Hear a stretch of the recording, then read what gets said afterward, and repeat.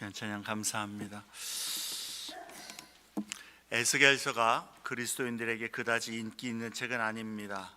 무슨 의미인지 묵상하면서도 그렇게 읽기가 쉽지 않습니다. 더구나 25장부터 32장은 이스라엘 백성이 아닌 열방에 대한 심판의 신탁이 나오기 때문에 읽어 내려가기가 쉽지 않습니다. 그래도 자꾸만 대체적으로 책이 어떻게 구성되었는지, 그리고 이 부분에서는 무엇이 주요 내용인지를 우리가 알게 되면 읽을 때에 이해도 쉽고 또 읽는 데에 더욱더 흥미가 있게 될 줄로 압니다. 여러분 주보에 보시면 에스겔서 전체의 구조를 다시 한번 적어 놓았습니다. 에스겔서는 세 개의 단락으로 되어 있습니다.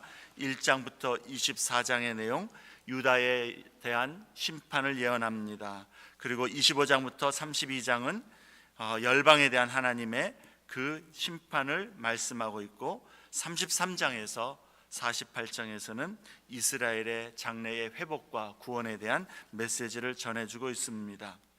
오늘 설교 본문은 두 번째 단락인 열방에 대한 심판의 신탁 내용 중에서 애굽에 내려진 심판의 메시지인 29장부터 32장까지의 좀 긴 내용을 다루고자 합니다.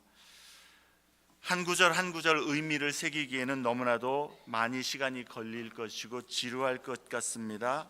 그래서 간단히 각각의 단락에서 전달하는 그 핵심 내용만 말씀드리고 우리에게 주시는 교훈을 생각해 볼 것입니다. 나중에 여러분이 혼자 오늘 본문 말씀을 댁에서 읽으실 때에 주보에 제공된 대략의 그 내용을 중심으로 참고하면서 읽으시면 아마도 그 구절 내용 하나하나가 어떠한 내용인지 잘 이해가 되시리라 생각합니다. 에스겔 25장부터 28장에서 에스겔 선지자는 이스라엘의 주변 나라들에 대한 여섯 나라에 대한 6개의 심판의 신탁을 선포하고 난 후에 주변 나라들에 대한 그 심판의 최고조에 이르는 7번째 메시지, 애굽 왕 바로에게 내려질 심판의 메시지를 선언하고 있습니다. 이스라엘 주변의 7나라에 대한 심판의 선언은 단순히 7나라만을 의미하는 것이 아닙니다. 7은 완전수이므로 7나라에 대한 심판의 신탁은 모든 시대, 모든 나라, 모든 역사에 대한 하나님의 주권과 통치, 그리고 하나님의 심판을 상징하는 것이다 라고 그렇게 설명을 했었습니다. 그렇다면 왜 이 7 열방 나라들에 대한 심판의 신탁 중에 애굽에 내려질 심판에 대해서만큼은 이렇게 많은 분량으로 그리고 세세한 내용으로 선언을 하고 있는 것입니까? 더구나 에스겔의 메시지를 듣는 청중들은 열방의 나라들이 아닌, 그리고 그 나라의 백성들이 아닌 에스겔의 메시지의 원래 청중들은 유다에서 바벨론의 포로로 잡혀왔던 유다 포로민들이었습니다. 그렇다면 애굽에 대한 이렇게 긴 심판의 메시지가 그들에게 무슨 의미가 있는 것일까? 우린 그것을 생각해 보아야 하는 것이죠. 그리고 이제 이 메시지가 우리에게는 어떤 의미와 교훈을 주는가? 그것을 우리는 생각해 보아야 합니다. 애굽과 애굽의 왕 바로에게 내려질 심판의 말씀이 이처럼 자세하고 길게 선포된 것은 아마도 당시 유다 포로민들의 마음에 애굽이 차지하고 있는 그 의미와 위치 때문일 것입니다. 이스라엘 백성의 마음과 생각 속에는 전통적으로 애굽에 대한 환상이 늘 있어 왔었습니다. 애굽은 강한 힘과 군사력을 가진 강대국으로서 이스라엘에게, 그리고 주변의 작은 나라들에게 늘 매력적이었다라는 겁니다. 그래서 유다는 종종 애굽을 여호와 하나님 대신에 의존할 존재로 그렇게 여겨왔고, 실제로 나라의 어떤 위기와 문제가 닥치게 될 때에 여호와 하나님을 의지하기보다는 애굽을 의지하는 경우가 종종 있었습니다. 출애굽 때에도 이스라엘 백성의 마음에는 애굽에 대한 동경이 여전히 남아 있었다는 것을 우리는 보게 됩니다. 출애굽기 16장 3절 말씀을 보면 이스라엘 백성은 출애굽 이후에 가나안 땅으로 향하여 가는 여정에서 먹을 것이 없게 되었을 때에 그들은 여호와께 불평을 합니다. 그런데 참 어이없는 말로 불평을 합니다. 우리가 애굽 땅에서 고기 가마 곁에 앉아 있던 때와 떡을 배불리 먹던 때에 여호와의 손에 죽었더라면 좋았을 것을이라고 말합니다. 또 민수기 11장 5절에도 보면 이스라엘 백성은 우리가 애굽에 있을 때에는 값없이 생선과 오이와 참외와 부추와 파와 마늘들을 먹은 것이 생각나거늘이라고 말하면서 불평을 합니다. 그런데 여러분, 정말 이스라엘 백성들이 애굽에 있을 때에 그렇게 편했고 배부르게 먹었고 먹고 싶은 것을 풍부하게 마음껏 먹었던 그러한 시절이었습니까? 아니죠. 오히려 그들은 애굽에서 종살이를 하고 있었고 억압을 당했었고 노역 때문에 무척 괴로운 삶을 살았었습니다. 출애굽기 2장 23절부터 25절 말씀에 보면 여호와께서 그들의 고통의 소리를 들으시고 아브라함과 이삭과 야곱에게 세운 언약을 기억하셨다, 그렇게 말씀합니다. 그들은 애굽에서 실제로 그렇게 좋은 배불리 고기와 각종 좋은 맛있는 음식을 먹은 것이 아니라 지금 광야 생활을 참고 인내해야 되는 그런 어려운 상황을 맞닥뜨려 보고 나니까 애굽에서 있었던 좋은 것들만, 그리고 애굽에서 있었던 매력적인 것들만 선별적으로 생각해내면서 그것을 기억하고자 했다라는 것이죠. 이스라엘 백성이 억압된 종살이를 했기 때문에 애굽에서 실제적으로 이러한 풍요를 누리지는 못했을지라도 애굽이 당시에 다른 나라들보다 풍요롭고 좋은 것이 많은 그런 매력적인 모습이었다라는 것은 분명한 사실이었습니다. 애굽의 그러한 매력적인 모습은 이스라엘의 조상 아브라함에게까지 거슬러 올라갑니다. 창세기 12장 10절에 보면 아브라함은 이제 하나님의 약속을 붙들고 가나안 땅에 왔을 때에 거기서 하나님의 약속을 얻었지만 그 땅에 기근이 있게 되었을 때에 애굽으로 내려가지 않았습니까? 그리고 창세기 26장에서도 이삭이 기근으로 인해서 애굽으로 내려가려 했었다라는 사실을 우리는 보게 됩니다. 그만큼 애굽은 전통적으로 매력적이고 힘이 있고 풍요한 그러한 나라였다라는 것이죠. 왕정 시대에는 유다의 왕들이 국가 위기 속에서 애굽을 피난처로 삼아서 애굽의 도움을 구하러 가는 그러한 경우가 많았고 선지자들은 이것을 혹독하게 질타했습니다. 이스라엘의 왕이신 여호와 하나님 대신에 애굽을 의지하려 하였기 때문입니다. 하나님께 도움을 구하기보다는 애굽의 도움을 힘입어서 그 위기를 모면하기를 먼저 원했다라는 것이죠. 그 단적인 예로 히스기야 왕의 시대에 북쪽에서 내려오는 거대한 아수르 제국의 위협을 모면하기 위해서 히스기야와 고관들은 애굽에 사신을 보냅니다. 그때에 이사야 선지자는 이렇게 책망합니다. 이사야 30장 2절과 3절에 그들이 바로의 세력 안에서 스스로 강하려 하며 애굽의 그늘에 피하려 하며 애굽으로 내려갔으되 나의 입에 묻지 아니하였도다. 그러므로 바로의 세력이 너희의 수치가 되며 애굽의 그늘에 피함이 너희의 수욕이 될 것이라.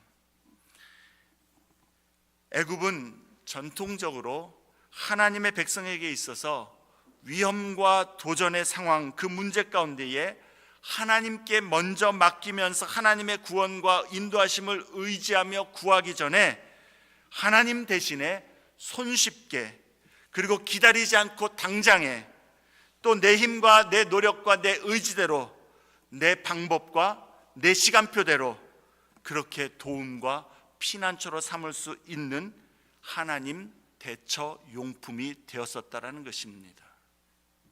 유다가 바벨론에 멸망당하기 전에는 더더욱 그러했습니다.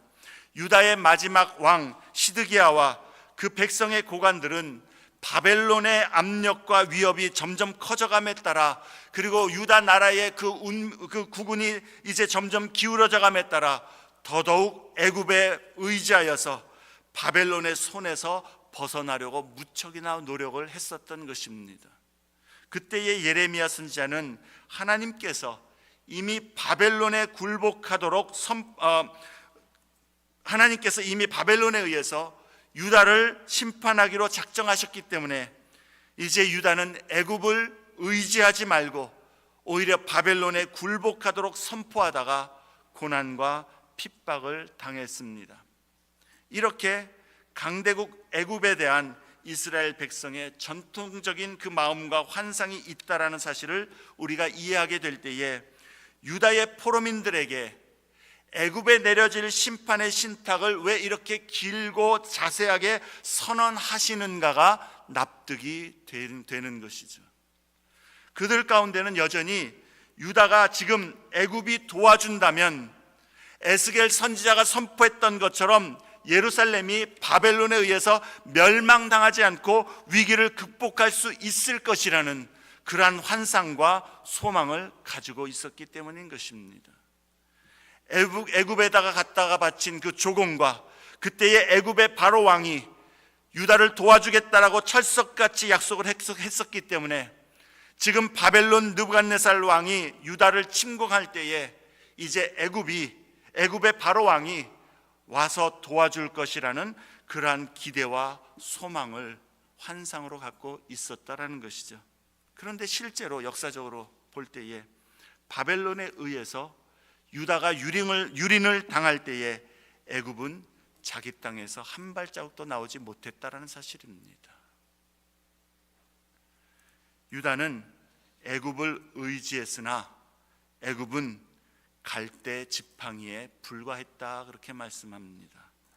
갈대는 우리가 의지할 그러한 물건이 되지 못하죠. 갈대를 의지하는 것은 어리석은 일입니다. 갈대는 우리를 지탱해 주지도 못할 뿐만 아니라 29장 7절의 말씀처럼 그것을 의지하는 자는 오히려 부러지고 깨어지고 상함을 당할 것입니다. 이 애굽은 하나님의 자리에 대신 올려놓는 모든 것을 상징합니다. 하나님 대신에 내 삶에서 내 마음에서 올려놓는 모든 것, 그것이 애굽입니다. 하나님 대신에 의지할 것으로 피난처로 삼는 대상이 곧 애굽이라는 것입니다. 하나님 대신에 선택하여 의지하고 거기에 소망을 두는 자는 오히려 갈대 지팡이와 같이 상함과 낭패를 당하게 될 뿐만 아니라 종국에는 수치와 멸망을 얻게 될 것입니다. 이것이 유다 포로민에게 그리고 오늘 우리에게 하나님께서 이 본문 말씀을 통하여서 동일하게 주시는 메시지인 것입니다. 29장에서 32장까지의 애굽에 대한 심판의 신탁이 7개의 신탁으로 구성된 것도 아마도 오늘 우리에게도 하나님 대신에 의지하고 하나님 대신에 도움으로 삼고 하나님 대신에 피난처로 삼고 있는 그러한 애굽과 같은 존재가 너에게는 무엇인가를 묻고 있는 듯합니다.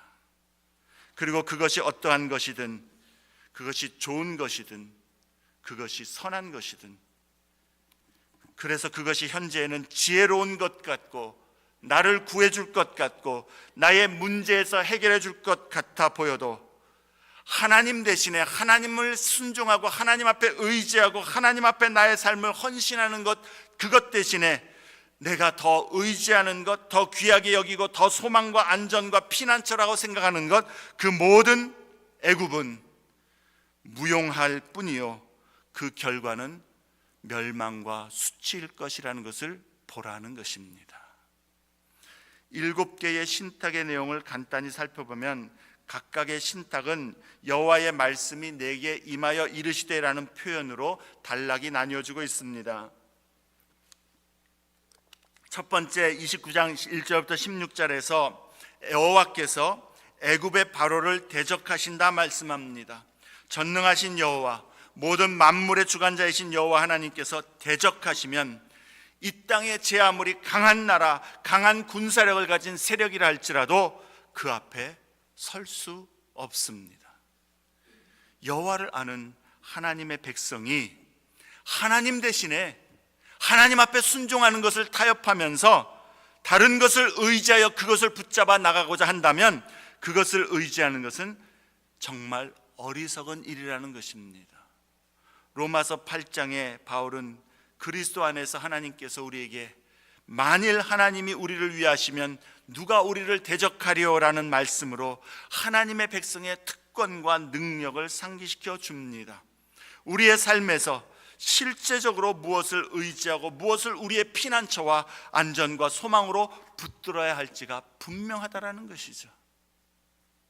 하나님이 우리를 위하시면 어떠한 피조물도 우리를 하나님의 사랑에서 끊을 수가 없지만, 하나님 대신에 붙드는 것이라면, 그래서 하나님이 기뻐하시지 아니하는 우상으로서 하나님이 대적하시면 여러분이 붙들고 있는 것이 무엇이든지 간에 그것은 결코 여러분을 구할 수가 없을 것이요, 오히려 멸망과 수치를 가져다 줄 뿐인 것입니다. 여러분이 안전과 소망으로 붙들고 있는 것이 무엇입니까? 여러분의 성공입니까? 물질입니까? 자녀입니까? 가정입니까? 가족입니까? 그것이 무엇이든 애굽은 갈대 지팡이에 불과합니다. 하나님은 하나님의 백성에게 자신이 마치 의지할 존재인 것처럼 그렇게 행세하는 애굽의 바로를 심판하실 것이다 말씀하고 있습니다. 두 번째 29장 17절부터 21절에는 하나님께서 애굽을 바벨론의 느부갓네살 왕에게 보상으로 주셨다 말씀합니다. 역사적으로 바벨론은 두로를 칠 때에 13년이나 그렇게 노력하였고 마침내 13년 후에 두로를 무너뜨렸지만 별로 유익을 얻지 못했습니다. 전리품이 별로 없었다라는 겁니다. 그 수고에 하나님은 느부갓네살 왕이 지금 하나님께서 사용하신 열방을 심판하는 도구인데, 그 수고에 하나님은 이제 애굽을 그 보상으로 주시겠다 말씀하고 있습니다. 세 번째 신탁에서 하나님은 에스겔에게 애굽을 위하여 애곡하라 통곡하라 말씀합니다. 애곡은 죽은 자를 위하여 하는 그러한 모습입니다. 에스겔에게 하나님께서 애굽을 위해서 통곡하라 하는 것은 애굽으로 인하여서 슬픔을 표하라는 말씀이 아닌 줄로 압니다. 이것은 애굽의 패망과 그 왕의 죽음이 이처럼 확실한 일이 될 것이기 때문에 그래서 애곡하라는 겁니다. 이게 확실히 일어날 일이라는 것을 보여주시는 것이죠.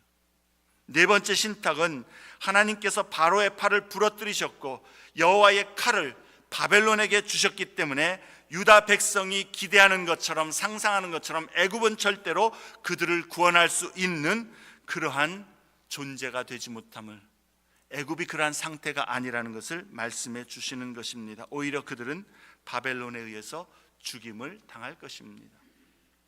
다섯 번째 신탁은 애굽의 크고 강대함으로 그들이 교만하여졌고 하나님은 그들을 꺾어버리실 것을 말씀합니다.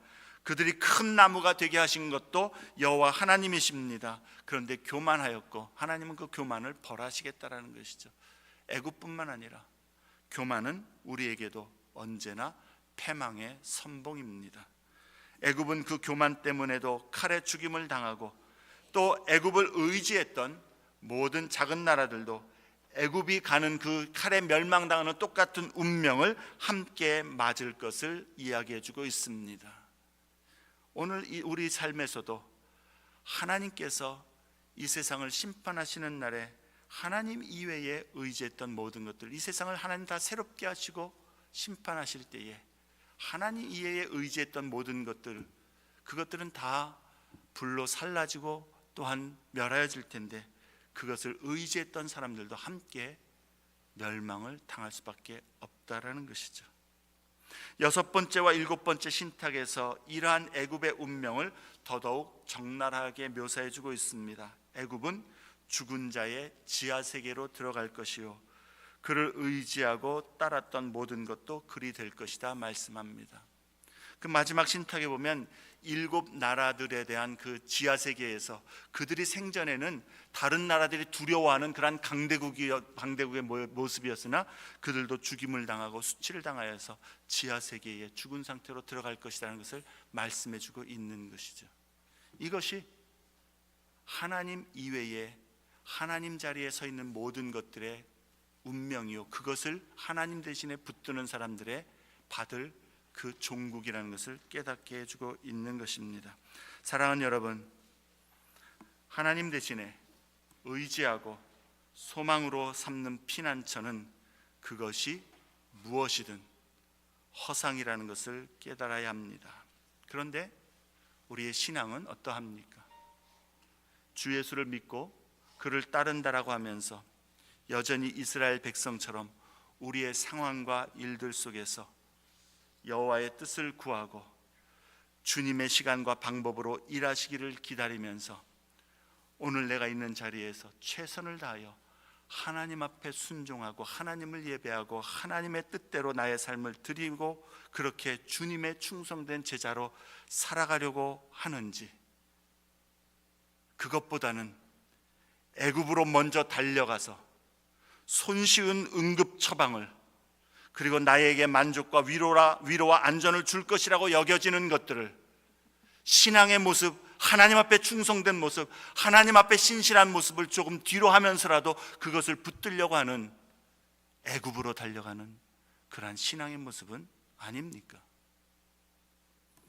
우리 안에 하나님보다 더 실용적이고 더 빠르고 더 안전하고 더 만족과 평강이 될 것이라 여겨져서, 그래서 주님의 말씀과 뜻대로 행하여야 될 것이 무엇인지 알지만은 그것을 잠시 타협하고 그것을 조금 더 세속과 연합하는 것에 뒤로 하면서 조금의 불순종을 하나님도 이해하시겠지라고 무마하면서 그렇게 우리가 신앙생활한다면 그것이 애굽이고 그것이 우상이란 사실을 우리는 깨달아야 하는 것이죠.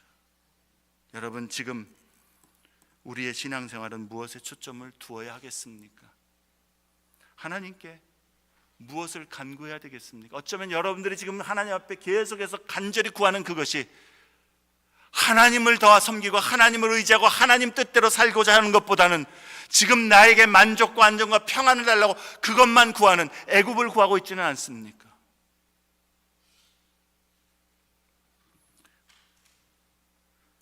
우리에게 가장 필요한 것, 그것이 무엇이겠습니까?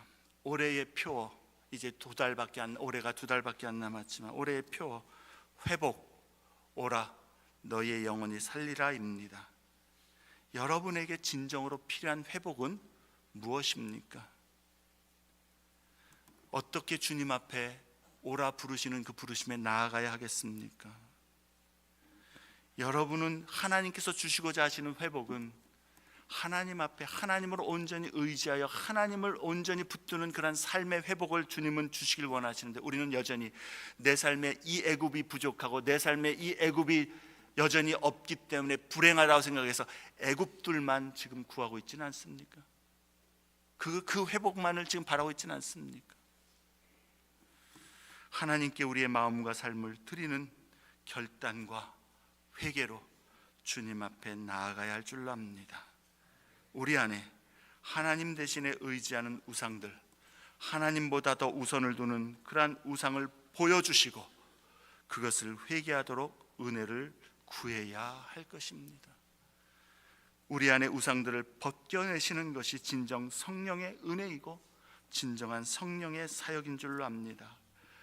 그것이 복입니다. 그게 우리가 구해야 할 복입니다. 왜냐하면 그 우상들이 맞이하는 결국은 반드시 죽음과 수치이기 때문이요, 그것을 붙들던 사람도 똑같이 그 운명을 맞이할 것이기 때문인 것이죠. 우리가 하나님보다 더 의지하고 귀하게 여기는, 하나님보다 우선으로 놓는, 주님 앞에 순종함보다 더 앞세우는 그 모든 우상들과 허상, 그 부족함을, 그것들의 그 허상을 갈대지팡이에 불과하다는 것을 우리에게 성령이 드러내어 주실 때에, 보여주실 때에 우리는 회개함으로 주님 앞에서 그것들을 버리고 돌아서서 이제 주님을 온전히 의지하는 믿음으로 주님께 나아가기를 원할 것입니다. 그리고 거기서 회복은 시작될 줄로 믿습니다. 여러분의 삶에 지금 진짜로 필요한 것, 진짜로 필요한 회복, 애굽이 아닙니다. 하나님 앞에 온전히 서는 그 회복이 가장 필요합니다. 예수님은 우리에게 하나님의 뜻을 조차 하나님께 순종하는 그것을 선택하는 본을 보여주셨습니다. 쉬운 길, 더 유익해 보이는 지혜로운 길들이 보일 때에 그것을 거부하고 하나님의 뜻을 좇기를 힘썼다라는 것이죠. 이안 두기드라고 하는 신학자는 에스겔서 주석에서 예수님께서 광야에서 40일 금식하고 난 이후에 마귀의 시험을 물리친 그 사건을 이스라엘이 광야에서 실패했던 그 사건과 연결시켜서 이스라엘은 실패했던 그것을 진정한 영적 이스라엘인 예수 그리스도께서 승리하시고 성취하신 모습을 대조적으로 보여주는 그 내용을 우리에게 가르쳐주고 있습니다. 이스라엘은 광야에서 굶주리게 될 때에 출애굽기 16장에 보면 그들이 애굽 땅에서 고깃가마 곁에 있던 것을 기억하면서 그것을 회상하면서 우리에게 빵을 주십시오라고 그렇게 외쳤습니다. 하나님은 그들에게 만나를 내려주심으로 응답해 주셨습니다. 예수님께서도 광야에서 40일 금식하고 난 이후에 배가 줄였을 때에 사탄은 와서 이 돌이 떡이 되게 하라 그렇게 쉬운 길을 제시해 주었죠. 그때 주님은 사람이 떡으로만 살 것이 아니요 하나님의 입으로 나오는 모든 말씀으로 살 것이니라. 이스라엘 백성이 또 두 번째 출애굽기 17장에 보면 마사라는 곳에서 목이 말라서 여호와께 불평할 때에 출애굽기에 보면 여호와를 시험했다라고 그렇게 기록합니다. 예수님께서도 사탄이 두 번째 유혹할 때에 성전 꼭대기에서 뛰어내리라고 그렇게 말했을 때에 주님의 대답은 주 너의 하나님을 시험치 말라라는 것이었습니다. 출애굽기 32장에 이스라엘 백성이 자신들을 위해서 금송아지를 만들어 그것에 절하면서 이것이 우리의 신이다라고 했을 때에 사탄이 바로 예수님께 도전했던 마지막 요구가 바로 그것이었죠. 나에게 경배하여 절하라. 십자가의 그 고난의 길, 어려운 길 가지 말고 영광과 세상의 모든 부요함을 나에게 절해서 쉬운 방법으로 택하라는 겁니다. 그때의 예수님은 주 너의 하나님께 경배하고 다만 그를 섬기라 그를 물리치셨습니다. 이스라엘이 광야에서 3번에 걸쳐 실패했던 그것을 예수님께서는 동일하게 사탄이 시험하면서 그리고 매력적이긴 하지만 그 애굽을 선택하라 할 때에 그 치명적인 결함이 있는 지금 당장에 선택하면 쉬운 길이고 편한 길이고 나에게 유익을 줄 것 같고 나에게 진정 피난처가 될 것 같았던 그것이 그러나 아버지 하나님의 뜻이 아니었기 때문에 하나님의 말씀에 순종하는 것이 아니었기 때문에 예수님은 거절하였고 그 앞에 놓인 십자가의 길을 믿음으로 걸어갔다라는 것이죠. 사랑하는 여러분, 오늘날 우리의 신앙은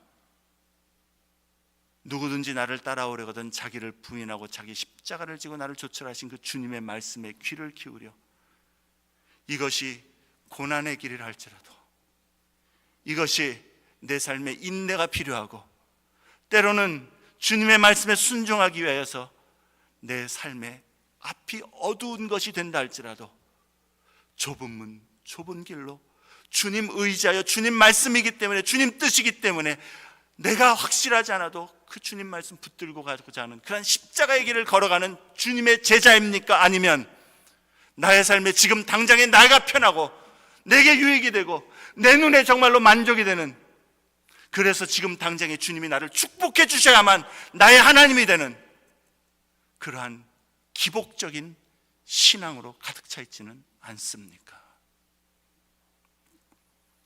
우리의 마음과 삶에 있는 이 애굽, 이 우상을 주님 보여주시옵소서. 깨닫게 하여 주시옵소서.